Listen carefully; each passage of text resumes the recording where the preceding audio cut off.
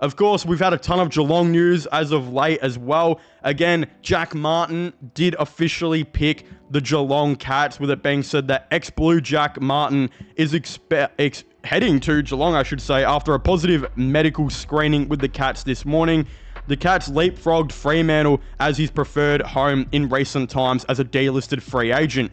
He will arrive at the Cats for nothing. Again, we also got the one that does say that Bailey Smith has officially requested a trade to Geelong. We know this is happening now.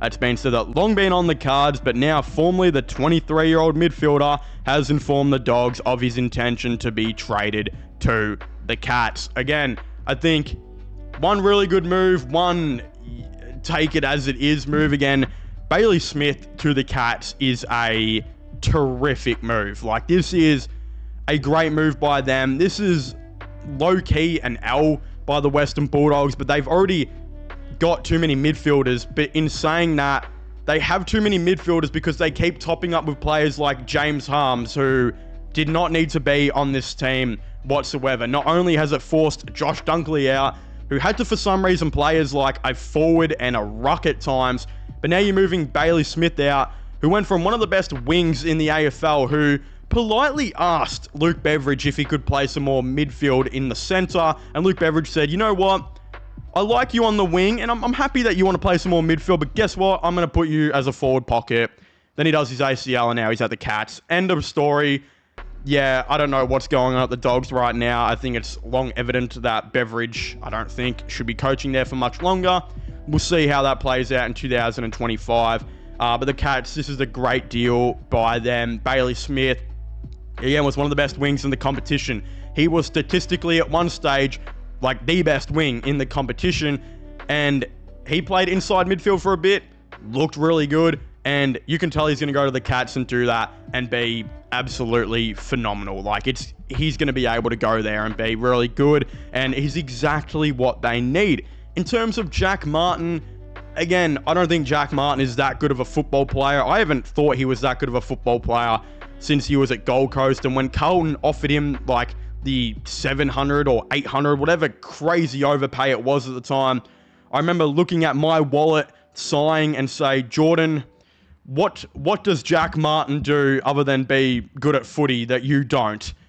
And then I just realized, hold on, yeah, maybe he is actually okay, and he's not a Division 2 bench warmer like me, who probably deserves the money. But at the end of the day, maybe I was right, because Carlton ended up delisting him. They're trying to save some more salary cap to probably go after Houston. If that doesn't work, they'll look at other ventures in future years or whatever. But the thing is, Jack Martin wasn't getting a game at Carlton. He had struggled with a ton of injuries, and when he was back, they just didn't want to play him because he wasn't good enough. But at the Cats, it's an interesting one, because even though he wasn't good enough for Carlton, and he probably won't be for the Cats, they have had a lot of times where they have single-handedly revitalized, players' careers to an exceptional level, where they now get into that starting 22, starting 23, and actually find a role for themselves.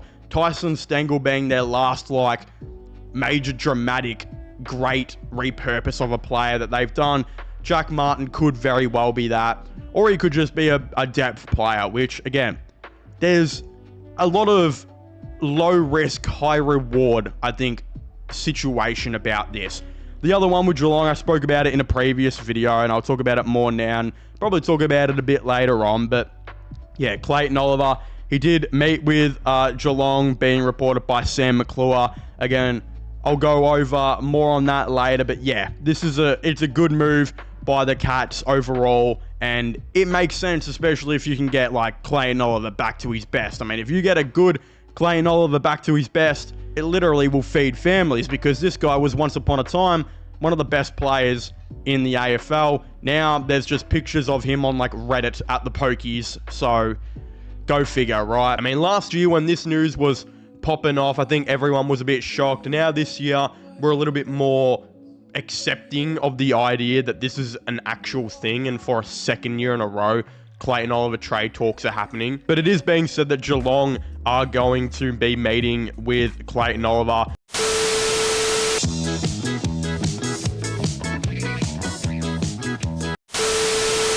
being reported by Sam McClure of The Age. It's being said that Clayton Oliver will meet with Geelong heavyweights today as the club ramps up its efforts to lure the star out of Melbourne. While the Demons have said publicly they will not be trading the contracted midfielder, Oliver has felt increasingly unwanted by the club in recent weeks, per Sam McClure. This is all so crazy to me because I just don't understand how any of this is going to happen, considering Clayton Oliver has 6 years left remaining on his contract, worth about 1.1 to 1.3 million a year. Now, obviously, in today's AFL, contracts can pretty much be like scrunched up and thrown out the window, right? Contracts are kind of irrelevant. I mean, Daniel Rioli and Shea Bolton are contracted for like 18 more years at the Tigers, and they're like requesting a trade to the Shanghai Sharks, to the Portland Trailblazers,